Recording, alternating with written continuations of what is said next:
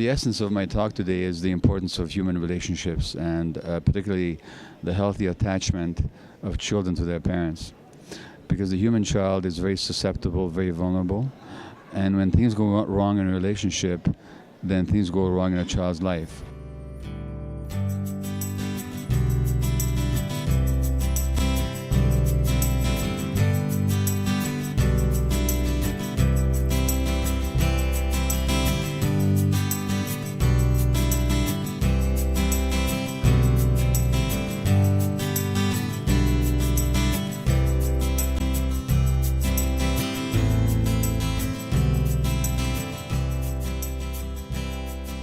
The more we as police officers and service providers can understand the issues we're dealing with, the more we can come up with an effective resolution.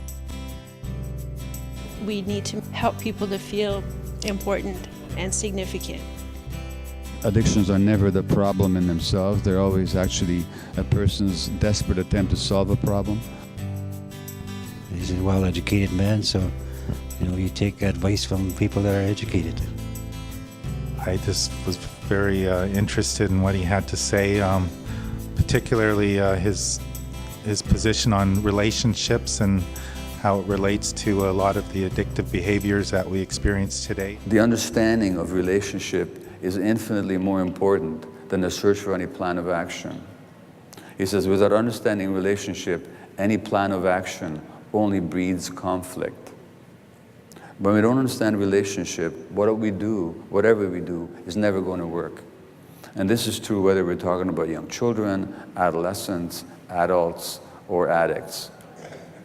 Without understanding relationship, any plan of action will only breed conflict. So never ask, what am I supposed to do? Ask, what's going on in the relationship?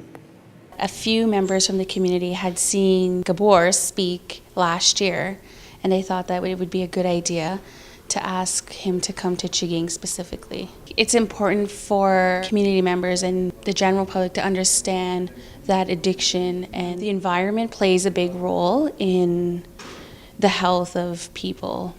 Biopsychosocial means that the biology of human beings is actually shaped by their psychological and social environment. When we try to understand the brain of the addict, or the brains of children who are oppositional, or who got ADHD, or any number of other problems, their biology is actually shaped by the environment. And if you don't understand the environment, we can't understand the individual. I believe a lot in education and awareness. I believe that's the only way that we're going to overcome a lot of our obstacles, not only addictions, but a lot of these relationship problems as they pertain to not only our individual selves, but our families and our communities and also our nationhood as a whole. A friend of mine had pointed me to Dr. Gabor Mate through a YouTube video. I could relate to what he was talking about. So I sent him an email and thanking him for his work and that it really made a difference in my life. And he wrote back and thanked me for my comments. So that was pretty exceptional. And so, of course, when I heard that he was coming here, I couldn't believe it. I had to be here.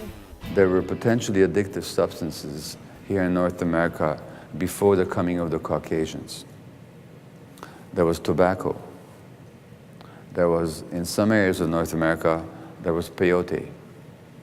In some areas, there were alcoholic spirits. And in many areas, there were certain psychedelic mushrooms and plants.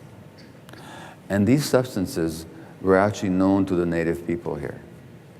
Not only were they known to them, they were also used by them. Ceremonial use of a substance is the very opposite of addictive use. In the ceremonial use of a substance, you're looking for consciousness. You're looking for awareness. The addictive use of a substance, like you said, is actually designed to escape from yourself, to be less conscious and to be less aware. People get addicted because they have too much pain, or they're too lonely, or there's too much boredom, lack of meaning in their lives, or they feel this terrible emptiness inside. But it's not enough to condemn or to punish people. In fact, it's bad to do so. It's useless. It's harmful to do that. What addicts need is a lot of understanding and compassion and support. The one thing that I really picked up from his talk this morning was that we can learn how to be more compassionate when we are in relationship with one another. Compassion is not something in which we can do just by the definition of the word.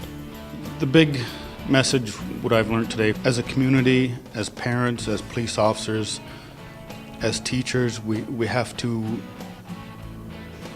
work with our young children. We have to be role models. We have to try and mold them the best we can at an early age. If the early environment is not supportive and it's not nurturing, then your implicit memories are all of abandonment and neglect and being alone and powerlessness and humiliation. So those early experiences actually shape how you see yourself and how you see the world. In the downtown east side of Vancouver, where I worked for 12 years with a highly addicted population, the most addicted population in Canada, in 12 years of work, I didn't meet a single female patient who had not been sexually abused as a child. The chemistry of the brain is shaped by the early environment. All the books that I've written, one way or the other, have to do with the negative consequences that occur when a child's healthy relationships are interfered with or unavailable to the child. I look at this small cluster of human beings gathered at the funeral of a comrade who met her death in her mid-30s. How powerful the addiction, I think, that not all the physical disease and pain and psychological torment can shake loose its lethal hold on their souls. Nothing sways them from their habit. Not illness, not the sacrifice of love and relationship, not the loss of all earthly goods, not the crushing of their dignity, not the fear of dying. The drive is that relentless. So how do we understand that? Well, here's how we understand it. One patient said to me, "I'm not afraid of dying," he said, "sometimes I'm more afraid of living." Inner peace and connection with other people are two of the most important qualities that we can possibly have in life. We need to bring this down to the bottom line and, and just kind of be aware of what our young people is going through, and not only our young people, but through generations of our families and stuff. And, just be aware that we need to help everybody out on equal footing. Our communities have experienced a lot of relationship problems, so to speak, throughout history, and I believe that's still a major problem that affects not only our young people, but everyone else. So many times we have people we deal with on a continual basis. Many of the calls for service that we deal with have to do with all types of incidents, substance abuse, mental health issues. Now, the good news is that the brain can develop even later on in life. We know the child can develop new circuits, and even the adult can. Even the adult addict can develop new circuits. We know that from brain scans. We know that from human experience. If a person has had a stroke, for example, and they lose the ability to move a hand or an arm or a leg, some people make pretty good recovery. They can be functional again. Why did they do that? Because the brain developed new circuits. New circuits took over to take over those functions. That's neuroplasticity. I've been able to give up a very strong addiction to cigarettes, which I've had most of my life, and it took about 4 weeks of neurogenesis exercises, which is actually neuroplasticity in itself, and I was able to completely overcome my obsession and my dependency on cigarettes. He spoke a lot about dependencies, which I found very interesting when he looked upon them as coping mechanisms. And there's so many different types of coping mechanisms. Everybody thinks ADHD is this disease that you inherit. No, it isn't. It's not a disease at all. It's actually a coping mechanism.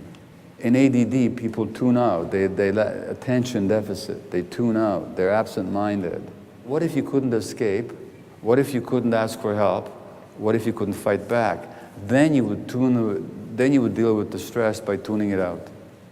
One of the things that I took away from this event is the amount of stress and how that can affect a person. If you were stressed right now, there'd be high levels of the stress hormones, cortisol, and adrenaline in your system. high adrenaline levels will give you heart disease and strokes and high blood pressure. And chronically, high cortisol levels will make you heavy here in the belly. You get more risk of heart disease, can thin your bones, get osteoporosis, ulcerate your intestines, so you get ulcers, make you depressed, and suppress your immune system. If you stress pregnant women, their offspring are more likely to have problems later on. For ADHD prescription, stimulants has gone up 43% in the last 5 years. Of all the societies in the history of the world, the best environment for raising children is actually the hunter-gatherer tribe. And it's the kids who are least connected to adults who are most likely to start drugs.